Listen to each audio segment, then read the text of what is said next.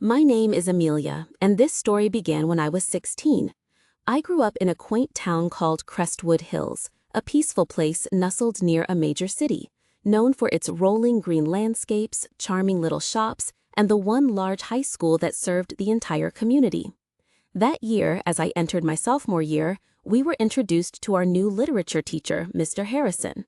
He was only 25, yet he carried himself with a maturity beyond his years. With his dark blonde hair, classic glasses, and a distinguished brown leather satchel he always had with him, he had a timeless look. His attire was simple but sharp, a crisp white shirt often paired with a dark blue sweater. He had a calm and kind demeanor, with green eyes that seemed to light up with a warm, sunlight glow whenever he smiled. From the very first day, Mr. Harrison captured the attention of every girl in my class. Whispers and giggles would ripple through the room during his lessons as they devised silly questions just for a chance to interact with him. One girl even intentionally dropped her pen 3 times to catch his eye. Through it all, Mr. Harrison remained the consummate professional, polite, never flustered, and treating every student with the same unwavering focus on the lesson at hand. I was also quite taken with Mr. Harrison, perhaps more than I let on. But unlike the other girls, I was too reserved to engage in playful antics. I was the quiet student in the second row by the window, hanging on his every word. The way he read from a book, his voice had a calming effect that made me feel utterly at peace. I had always loved to read, but he had a gift for making every story feel extraordinary. Mr. Harrison was a truly exceptional teacher. He didn't just assign readings, he delved into the deeper meaning behind the text, explaining an author's choice of words or the emotional weight of a poem. He encouraged us to write about our feelings and interpretations, an approach I adored. I poured my heart into every assignment, hoping to earn his notice, and it worked. Occasionally, he would return my paper after class with a simple, "Good work, Amelia." Those 3 words were enough to make my spirit soar. A simple smile from him in the hallway would send a warm blush to my cheeks. I never dared miss his class, not even when I was feeling unwell. I wanted him to see me as a dedicated student. On the days we had his class, I would put a little more effort into my appearance, wearing my favorite outfits, brushing my hair meticulously, and wearing a small silver ring my grandmother had given me. It wasn't about trying to be pretty like the others. It was about feeling confident and hoping he would see that I was different. Yet Mr. Harrison remained consistent, friendly to all, but never crossing the professional line. Still, whenever he called on me in class, my hands would tremble and my heart would race, but I always found the courage to answer. His "well done" was a reward that could make my entire day. At home, my thoughts often drifted to him. I would wonder about his life outside of school. Did he have a pet? What kind of music did he enjoy? Did he spend his evenings lost in a book just like me? These were mysteries I longed to solve. One afternoon, I ran into him at the grocery store. He was carrying a basket filled with fresh fruit and bread. He greeted me with a warm smile. "Hello, Amelia. Doing a bit of shopping?" I managed a yes and a smile back, my hands turning cold with nervousness, but the encounter left me feeling joyful for the rest of the day. A week later, I saw him again, this time leaving a small bookstore in town with a friend who looked to be his age. They were sharing a laugh, and when he saw me, he offered a friendly wave and a hello. I waved back and watched him walk away, a peculiar ache settling in my chest at the sight of him with someone else. As the seasons changed and autumn arrived, the school held its annual festival. Mr. Harrison was volunteering at the bookstall. I approached and purchased a small storybook. "Good choice," he commented, looking at the cover. I felt as if I were floating on air, but I still couldn't find the words to hold a conversation. A simple "thank you" was all I could manage before walking away, my mind later flooding with all the things I could have said. So I continued to communicate the only way I knew how, through my work. I wrote exceptional essays and submitted every assignment on time. He consistently gave me high marks, often with encouraging notes like "very thoughtful" or "well done" scribbled in the margins. I treasured these papers, keeping them in a box under my bed to be read over and over. Winter blanketed Crestwood Hills in snow, closing school for several days. I spent the time indoors, reading and thinking of him, sometimes even dreaming of us walking through the snow, discussing our favorite stories and poems. When classes resumed, he was the same calm, focused, and kind teacher, and I was the same quiet, shy student, my heart filled with a secret I shared with no one, not even my closest friend. I feared they would call it silly, but to me, it felt anything but. Then, on the last day before spring break, everything changed. Mr. Harrison announced he was leaving. He had been offered a teaching position at a university in another city. A hush fell over the classroom. Some of the girls were visibly upset. One even started to cry. I felt completely frozen, unable to move, my eyes fixed on him as he wished us all the best. After class, I lingered, reluctant to leave. I found my way to the school garden and sat on a cold, damp bench beneath the bare trees. Staring at the sky, I felt a profound sense of loss. That evening, I walked aimlessly through my neighborhood until I found myself on a quiet street I recognized. There was a small white house with a garden. His house. Standing across the street, I saw a light on and a shadow moving inside. It was probably him. I didn't stay long before turning back home. Sleep eluded me that night. I replayed every memory, every class, every story, every smile he had ever given me. My chest ached with the realization that he was leaving and I might never see him again. I never said goodbye. The thought was simply too painful. After Mr. Harrison left, school felt hollow. Literature class lost its magic.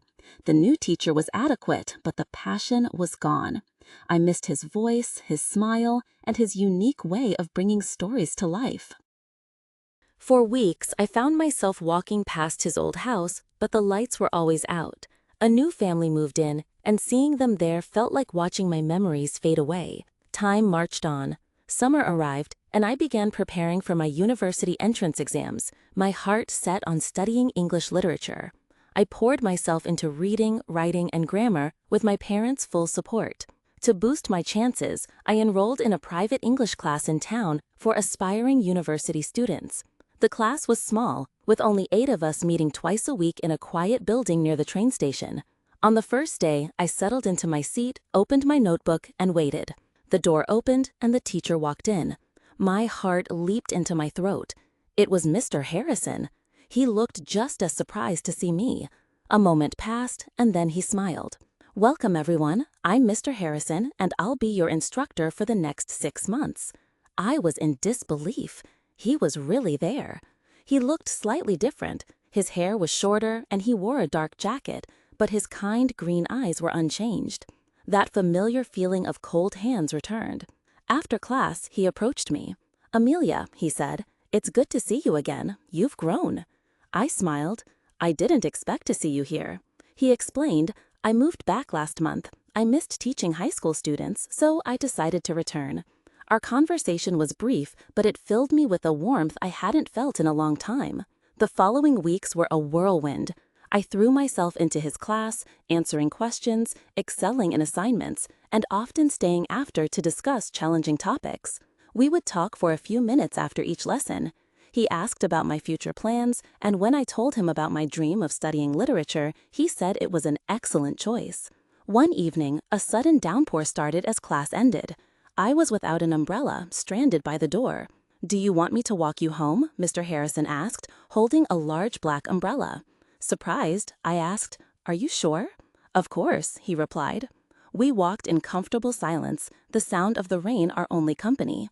"Do you still read a lot?" he asked. "Yes, even more than before," I confessed. We talked about books, school, and our futures. It was the most wonderful walk I had ever had. Those walks home became a regular occurrence. Sometimes we'd stop at the park, sitting on a bench to talk about stories or music. He told me about his new teaching job, and I shared my dreams with him. In those moments, the lines between student and teacher blurred. We were simply 2 people who understood each other. One Saturday, he invited me to the cinema to see an old classic he thought I would enjoy. I eagerly accepted. That evening, I wore a nice dress and a small necklace. We met outside the theater, his face lighting up when he saw me.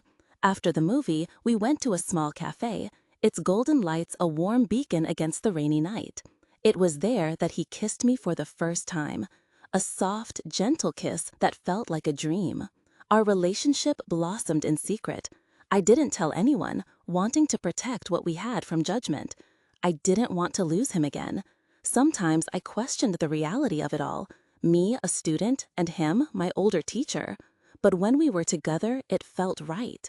We could talk for hours, our shared love for books and music a constant bond. With him, I felt safe and truly seen. The months flew by. As my exams approached, I studied relentlessly, with Mr. Harrison as my guide. He helped me with practice questions and gave me invaluable advice. "You're a smart girl, Amelia. You can do this," he would say, his words becoming my mantra. Then, on a warm afternoon, as we sat on our usual park bench, his serious expression told me something was wrong. "I need to tell you something," he began. "I received a job offer." My heart sank. "Where?" I asked. "In the United States. A school in Boston wants me to teach literature. It's a huge opportunity." I was speechless, my gaze fixed on the trees ahead. "I haven't accepted yet," he added, "but it's a great chance for my career." I felt my heart slowly fracturing. I managed a weak smile. "I understand," I whispered. He took my hand. "I care about you, Amelia. You're very special to me, but this is important for my future." I nodded, not wanting to hold him back, but terrified of losing him again. We promised to stay in touch, to write to each other. The last few weeks were a painful series of goodbyes. On his final day, he gave me a book of poems with an inscription inside: "Never stop writing." I hugged him tightly, and then he was gone. After Mr. Harrison left for Boston, an emptiness settled over me. I continued with my classes and exams, but the joy was gone. Our correspondence started strong. He wrote about his new life in Boston, and I shared my academic progress. I lived for his letters, checking the mailbox daily. But after a few months, they became less frequent, then shorter, and finally, they stopped altogether. His last letter felt distant, his words cold and unfamiliar. I didn't write back. I passed my exams and was accepted into a university in New York City. It was a momentous achievement, but my heart remained quiet. The memory of Mr. Harrison was a closed chapter I kept locked away. University life was a whirlwind of new faces, friends, and studies.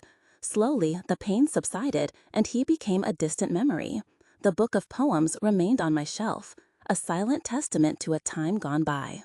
Years passed. One evening, in my final year of university, weary from studying, I found myself scrolling through a social media site. On a whim, I typed his name, James Harrison, into the search bar. And there he was. His profile picture showed an older, more tired-looking man with shorter hair and a beard standing in front of a school. It was him. After a moment of hesitation, I sent a short message. "Hello, Mr. Harrison. It's Amelia from Crestwood Hills. I hope you remember me." He replied the next day. "Of course I remember you, Amelia. It's great to hear from you." We exchanged a few messages, catching up on the years that had passed. He was visiting New York for a conference and suggested we meet. I agreed. We met at a cafe near the park. I arrived early, feeling a mix of nerves and curiosity. He walked in, looking older, with lines around his eyes and a heavier frame. The bright spark in his green eyes had dimmed. We ordered coffee and talked about our lives. His job, my university experience, my aspirations of becoming a writer. The conversation was pleasant, but the magic was gone.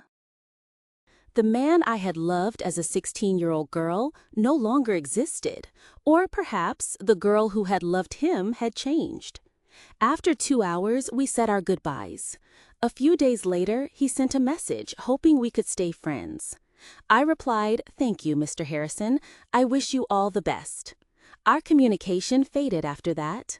A week later, I was walking through the park near my apartment when it began to rain. Standing under a tree, I watched the world turn soft and quiet. I remembered him walking me home in the rain, the sound of his voice, his gentle smile.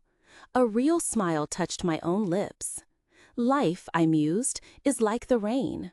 It can be cold and sad, but it is also what allows new things to grow. It washes away the past and nourishes the future.